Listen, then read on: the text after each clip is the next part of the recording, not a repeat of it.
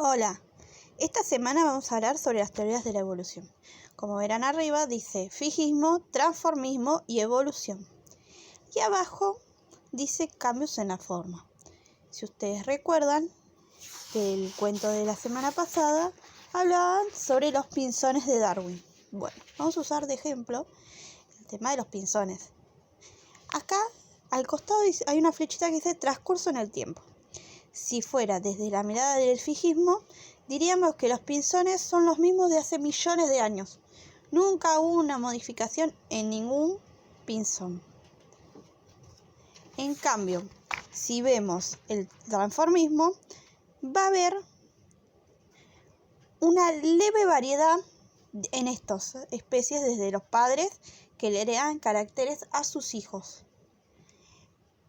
En cambio, en la evolución van a ver que va como una V, que tiene diferentes ramas.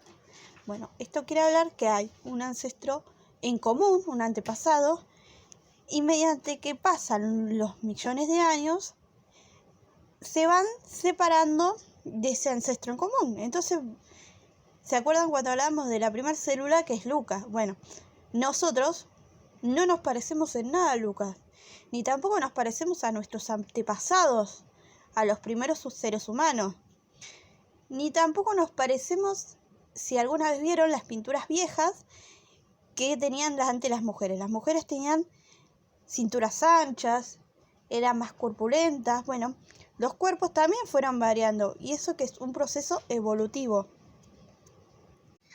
Bueno, el fijismo va de la mano con las ideas del creacionismo. ¿Qué es el creacionismo? Es la idea de que Dios creó todo, ya sea la vaca, el humano, el gato, el perro. Entonces, el fijismo dice que si una especie, supóngale el perro, vino al mundo, no va a haber variedad después, no va a haber diferencia. Porque de ese perro sus hijos van a ser todos iguales, porque Dios lo quiere así. Entonces, fue muy revolucionario cuando se planteó el transformismo a partir del siglo XVIII, que ahora lo vamos a ver más en detalle. Entonces, recuerden, el fijismo es la idea de que las especies siempre están fijas, por eso el nombre, que no hay transformación, que no hay evolución. Una idea contraria y que fue muy revolucionaria en su tiempo fue la teoría de Lamarck, que en 1809 planteó el transformismo. Es todo lo contrario al fijismo que veníamos hablando en la imagen anterior. Lamarck propuso como idea central que los seres vivos presentan una tendencia natural hacia la perfección. Lamarck era católico y según él, las especies evolucionaban para llegar a la perfección, para llegar a casi a Dios. También tengan en cuenta que los científicos de la época eran muy católicos, entonces él no se puso en contra de la iglesia, todo lo contrario, él planteó su teoría transformista y fue aceptada por la iglesia porque hablaba desde el pensamiento también un poco divino. Bueno, los aspectos fundamentales del transformismo es el impulso vital, es un factor interno, una fuerza del interior, una tendencia natural de los individuos hacia la perfección y complejidad. Es esto lo que les hablaba, de que los individuos tienden a ser perfectos hacia la mirada de Dios. Los cambios ambientales, las nuevas necesidades de los individuos, el ambiente posee condiciones variables.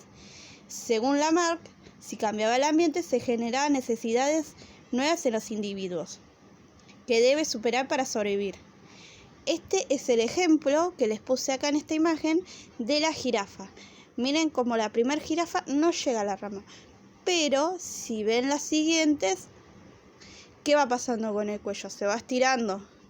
Entonces, eso es lo que decía Lamarck, que las jirafas extendieron su cuello por una necesidad de poder comer. El que no estiraba su cuello, moría. No hay más vuelta que eso, que moría. Y el uso y los desusos de los órganos. Ante los cambios ambientales, los organismos dependían una suerte de fluidos internos que modificaba la organización y las partes del cuerpo y produce el desarrollo, la reducción o la atrofia de órganos. ¿Qué quiere decir? Un ejemplo, el topo. El topo está ciego. Bueno, entonces decía que el topo estaba ciego porque no usaba sus ojos, porque estaba dentro de la tierra, o sea, hacía cuevas. Algo muy triste y chistoso es que Lamarck, cuando era viejo, cuando era un hombre mayor, perdón por la expresión, él perdió la vista y entonces todos se reían de él porque decía, ¿cómo un hombre que usó tanto sus ojos para leer se queda ciego? Cuando hablamos de evolución no podemos dejar de pensar en Charles Darwin. Charles Darwin, en el año 1831, cuando tenía solo 22 años, se embarcó en el Beagle para realizar una vuelta al mundo, que duró aproximadamente 5 años. Durante la travesía en el Beagle recorrió principalmente América del Sur, Oceanía, lo que le permitió a Darwin realizar detalladas observaciones y recolectar numerosas muestras que luego estudiaría. Acuérdense, cuando hablamos de Griptodonte, cuando Darwin estuvo en Argentina, estuvo mucho tiempo con los gauchos, más en la parte de Bahía Blanca. Entonces a él recolectó muchas muestras que después le servirían para estudiar, porque a él le llamó la atención que el Griptodonte sea igual a lo que ustedes conocen como mulita o peludo. Charles Darwin, junto a su amigo Wallace, elaboraron de forma independiente una de las teorías más importantes para explicar la evolución de las especies y la adaptación de los organismos al ambiente, la selección natural, que está en su libro El origen de las especies. ¿Cuáles son los puntos importantes de estas teorías, de esta teoría principalmente? Las variaciones heredables. Entre los individuos de una población existen variaciones heredables, como por ejemplo el color de ojos. Nosotros heredamos a veces el color de ojos de uno de nuestros padres. Puede ser que sean claros, sean oscuros, pero siempre hay uno que predomina. Por ejemplo, si alguno tiene sus padres, uno de sus padres con color de ojos claros y otro con color oscuro, seguramente predomina el de color oscuro, o no, a veces hay casos, son excepciones. Bueno, la lucha por la supervivencia. Darwin tomó el pensamiento de Malthus, que era otro científico, y lo aplicó a las poblaciones de los seres vivos en la naturaleza. No todos los individuos de una población se reproducen, a la vez que muchas crías mueren antes de alcanzar la madurez reproductiva. Esto quiere decir que no todos sobreviven a la edad adulta. Son el tipo de estrategia que usan las familias para la crianza. Un ejemplo. ¿Vieron los peces? Los peces ponen muchos huevos. Entonces, ¿por qué ponen muchos huevos? Porque no todos llegan a la adultez. Entonces, el que llega a reproducirse. En cambio, bueno, el humano, cuando queda embarazada la mujer, tienen, en muy raras excepciones, embarazos múltiples.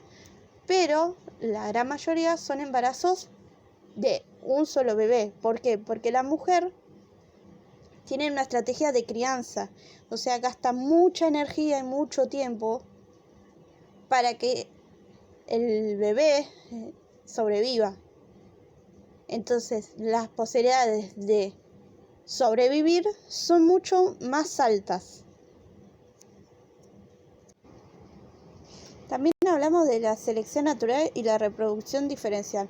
No solo es necesario que el individuo sobreviva, también debe dejar descendencia fértil que transmita las características heredables de las siguientes generaciones, y así sucesivamente.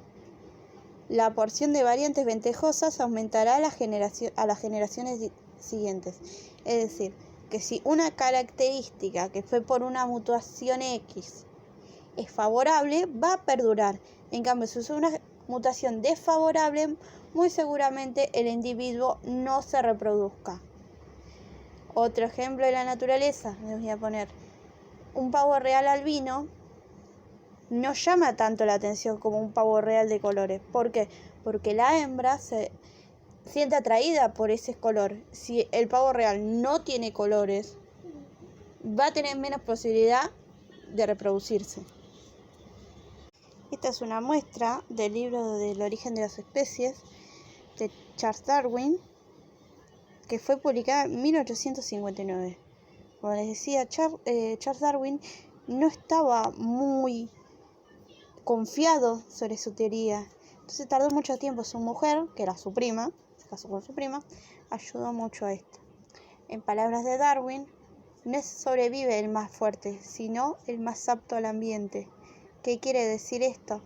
Que si una especie o un organismo, en particular un individuo, se adapta, es el que sobrevive. Les voy a contar una pequeña historia que a mí me contaba una profesora cuando estudiaba, que dice así. En un Toledo, ¿por qué pasó en un Toledo? En un Toledo había unas ratitas que vivían en el frigorífico, en la heladera. Había dos tipos de ratitas, las de palito corto y las de el pelo largo. Con el paso del tiempo, las de pelito corto, ¿qué fue pasando? Se fueron muriendo. En cambio, las de pelo largo podían soportar ese frío. Entonces, fueron sobreviviendo, se fueron creciendo, reproduciendo y dejando descendencia.